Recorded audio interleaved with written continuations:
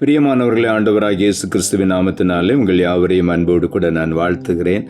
ஆண்டவர் கிருபையாய் நமக்கு கொடுத்த இந்த புதிய நாளுக்காக முதலாவது நாம் ஆண்டவருக்கு நன்றி சொல்லுவோம். ஜீவதேவன் பின் செல்லுவோம், ஜீவ ஒளிதனை கண்டடைவோம். மனதின் காரிருள் நீங்கிடவே சமாதானம் தங்கும். மனதின் காரிருள் நீங்கிடவே சமாதானம் தங்கும். கர்த்தரை நம்பியே ஜீவிப்போம், கவலை கஷ்டங்கள் தீர்ந்திடும். கைவிடா காத்திடும் பரமனின் கரங்களை நாம் பற்றிக் கொள்வோம். கைவிடா காத்திடும் பரமனின் கரங்களை நாம் பற்றிக் கொள்வோம். இந்த நாளுக்கென்று ஆண்டவர் கொடுக்கிற ஒரு வார்த்தை நீதிமொழிகளின் புஸ்தகம் 29ஆம் அதிகாரம் 25வது வசனம். நீதிமொழிகள் 29:25. கர்த்தரை நம்புகிறவனோ உயர்ந்த அடைக்கலத்திலே வைக்கப்படுவான். இந்த நாளிலே ஆண்டவர் நம் ஒவ்வொருவரையும் பார்த்து சொல்லுகிறார், நம்மை உயர்ந்த அடைக்கலத்திலே வைப்பேன் என்று. ஆகவே நாம் கர்த்தரை முழுமையுமாய் நம்பும் பொழுது நம்மை ஆண்டவர் மேன்மையான இடத்திலே உயர்ந்த அடைக்கலத்திலே மேன்மைப்படுத்தி ஆசீர்வதிப்பார். ஆகவே முழுமையுமாய் கர்த்தரை நான் நம்புவோம். அந்த வார்த்தையின் முதல் பகுதி சொல்லுகிறது, மனுஷனை நம்புவது கண்ணியை வருவிக்கும், கர்த்தரை நம்புகிறவர்கள் மாத்திரம் உயர்ந்த அடைக்கலத்திலே மேன்மையாய் வைக்கப்படுவார்கள். சங்கீதங்களின் புஸ்தகம் 18ஆம் சங்கீதம் 30ஆம் வசனம் இப்படியாய் சொல்லுகிறது, தேவனுடைய வழி உத்தமமானது, கர்த்தருடைய வசனம் புடமிடப்பட்டது, தம்மை நம்புகிற அனைவருக்கும் அவர் கேடகமாயிருக்கிறார். ஆண்டவரை நம்புகிற பிள்ளைகளுக்கு அவர் கேடகமாயிருக்கிறார். காரணம், அவருடைய வழியை நாம் பின்பற்றும் பொழுது, அவருடைய வசனத்தை நாம் கவனிக்கும் பொழுது, கர்த்தருடைய வசனத்தின்படி நாம் நடக்கும் பொழுது ஆண்டவர் நம்மை மேன்மையாக உயர்த்துவார். அவரே நமக்கு கேடகமாய் நின்று எல்லா தீமைக்கும் விலக்கி நம்மை பாதுகாத்து நமக்கு எதிராக நிற்கிற தீய மனிதர்களை அகற்றி நமக்கு வரவேண்டிய மேன்மையை அடைய செய்வார். நம்மை உயர்ந்த அடைக்கலத்தில் வைப்பார். நாம் உயர்த்தப்படுவதற்கு சில மனிதர்கள் தடையா இருக்கலாம். ஆனால் கர்த்தரை நம்பும் பொழுது, அவருடைய வசனத்தை கை கொள்ளும் பொழுது, அவருடைய வசனத்தின்படி நடக்கும் பொழுது நிச்சயமாகவே ஆண்டவர் நமக்கு கேடகமாயிருந்து அந்நிய ஜனங்களுடைய தாக்குதல்களுக்கு நம்மை விடுவித்து பாதுகாத்து நம்மை அவர்களுக்கு மேலாக உயர்த்தி மேன்மைப்படுத்துவார். சங்கீதங்களின் புஸ்தகம் 125ஆம் சங்கீதம் 1ஆம் வசனம் சொல்லுகிறது, கர்த்தரை நம்புகிறவர்கள் என்றென்றைக்கும் அசையாமல் நிலைத்திருக்கும் சீயோன் பர்வதத்தை போல் இருப்பார்கள்.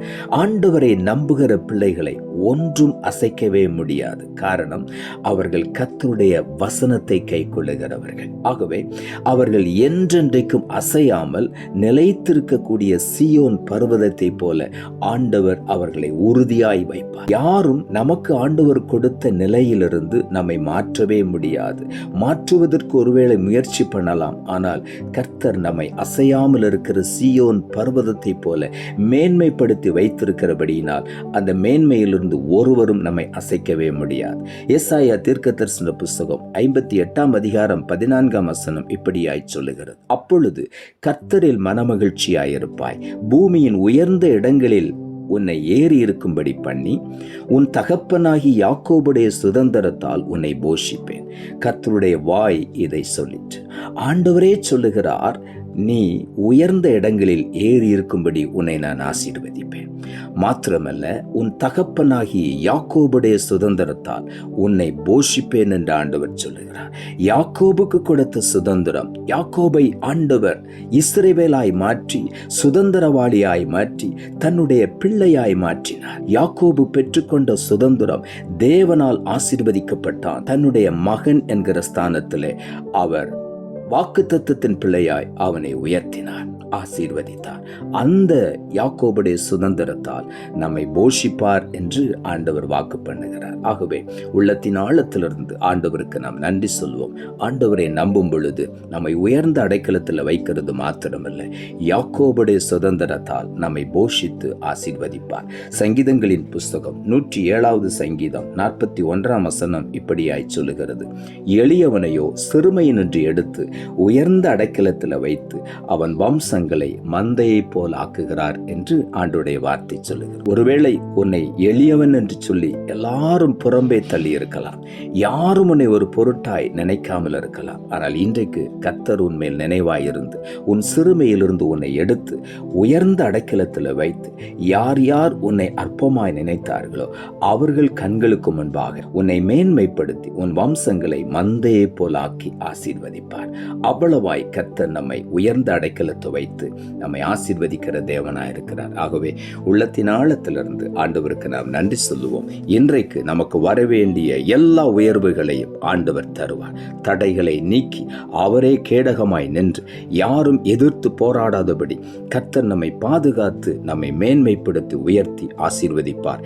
யாக்கோபுடைய சுதந்திரத்தினால் நம்மை போஷிப்பார். நம்முடைய வம்சங்களை மந்தையை போல பெருக பண்ணுவார். உயர்ந்த அடைக்கலத்தில் வைத்து நம்மை ஆசீர்வதிப்பார். இனி நம்முடைய வாழ்க்கையிலே சிறுமை என்பதற்கு இடமே இல்லை. கர்த்தர் மேன்மைப்படுத்தி ஆசீர்வதிப்பார். உள்ளத்தின் ஆழத்திலிருந்து ஆண்டவருக்கு நன்றி சொல்லுவோம். நாம் ஜெபிப்போம். அன்புள்ள ஆண்டவரை, கிருபையானீர் கொடுத்த இந்த புதிய நாளுக்காய் மறுபடியும் எமக்கு நன்றி செலுத்துகிறோம். ஆண்டவர் கொடுத்த ஜீவனுள்ள வார்த்தைக்காக நன்றி.